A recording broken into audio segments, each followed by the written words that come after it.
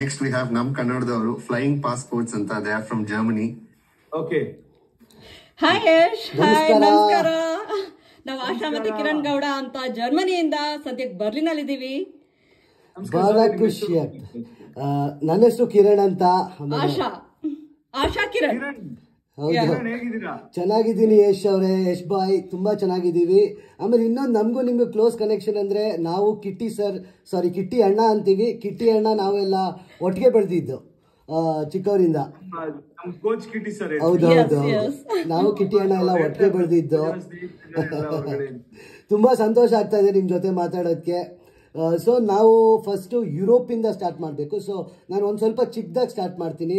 KGF particular ಆಗಿ start ಮಾಡಲ್ಲ, Kannada film industry, Kannada industry ಬಗ್ಗೆ ಸ್ಟಾರ್ಟ್ ಮಾಡ್ತೀವಿ. ಯಾಕಂದರೆ ಯುರೋಪಲ್ಲಿ ಕನ್ನಡ ಪಾಪ್ಯುಲೇಷನ್ US ಕಂಪೇರ್ ಮಾಡಿದ್ರೆ ಅಷ್ಟೊಂದಿಲ್ಲ. Back in 2014 first Kannada film release ಮಾಡಿದ್ದು ನಾವು ರಂಗಿತರಂಗ. ಫಸ್ಟ್ ಕನ್ನಡ ಫಿಲಮ್ ಜರ್ಮನಿಯಲ್ಲಿ ನಾವು ರಿಲೀಸ್ ಮಾಡಿದ್ದು. ನಾವು ಸ್ಟೂಡೆಂಟ್ಸ್ ಆಗಿದ್ವಿ ಇನ್ನೂ ಆವಾಗ. ಅದಾದಮೇಲೆ ನಾವೇ ರಿಲೀಸ್ ಮಾಡ್ತಾ ಇದ್ವಿ, ಡಿಸ್ಟ್ರಿಬ್ಯೂಟರ್ಸ್ ಯಾರೂ ಇರಲಿಲ್ಲ.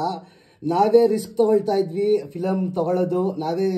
ಅದು ಫ್ಲಾಪ್ ಆಗಿದ್ರು ನಾವೇ, ನಮಗೆ ಅದು ಲಾಭ ಲಾಸ್ ಎಲ್ಲ ನಮಗೆ ಗೊತ್ತಾಗ್ತಿದೆ. ನಿಮ್ ಕನ್ಸರ್ನ್ ನೀವೇನ್ ಹೇಳಕ್ ಹೊರಟಿದ್ರ ಕಿರಣ್, ಆತರ ತುಂಬಾ ಜನ ಕನ್ನಡಿಗರಿದ್ದಾರೆ. ಎಲ್ಲರೂ ಪಾಪ ಅವರು ದುಡ್ಡು ಮಾಡ್ಬೇಕು ಅಂತಲ್ಲ, ಸಿನಿಮಾನ ಜನಕ್ಕೆ ತಲುಪಿಸ್ಬೇಕು, ಸೇರ್ಬೇಕು ಅಂತೆಲ್ಲ ಮಾಡ್ತಾ ಇದ್ರಿ. ನಾನು US ಬಂದಾಗ ಐ ನೋಟಿಸ್ ದಟ್ ಇಶ್ಯೂ.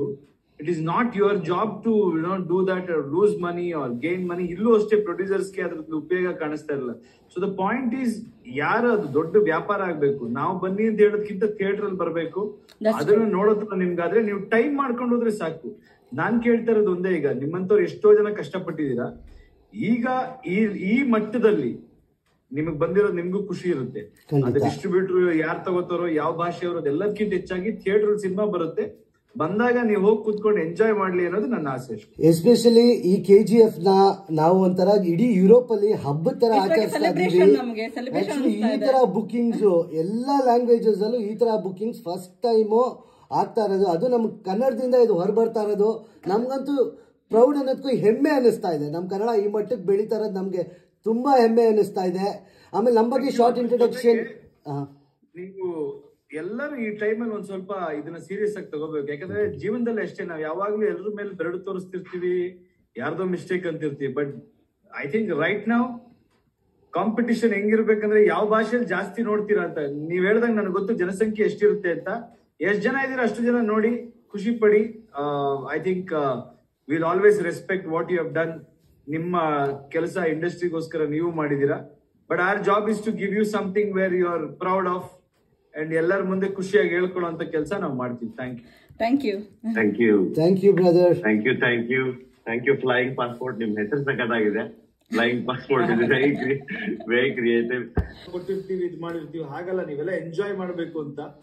ನೀವು ಈ ಕ್ಷಣದಲ್ಲಿ ನಿಮ್ ಕಡೆಯಿಂದ ಕೊಡೋ ಅಷ್ಟು ಎಫರ್ಟ್ ನೀವೆಲ್ಲರೂ ಪ್ರೌಡ್ ಫೀಲ್ ಆಗೋ ತರ ಕೆಲಸಗಳಾಗುತ್ತೆ. And for other audience out there are people who are involved in this conversation, I really want to thank each and every person who has promoted KGF in their respective countries and or through their websites or the YouTube channel. Thank you so much, guys. It means a lot. And there are a lot of other Indians out there who have been watching our film, watching KGF from past 3-4 years repetitively. And so much nim time. Good luck ಎಲ್ಲರಿಗೂ. ಒಂದ್ಸತಿ ಎಲ್ಲರೂ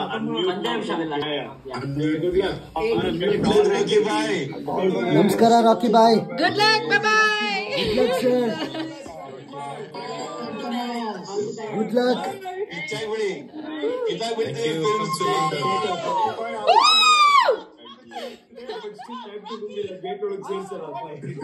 Bye bye. Bye bro. Rocky bye, ನಮಸ್ಕಾರ, bye.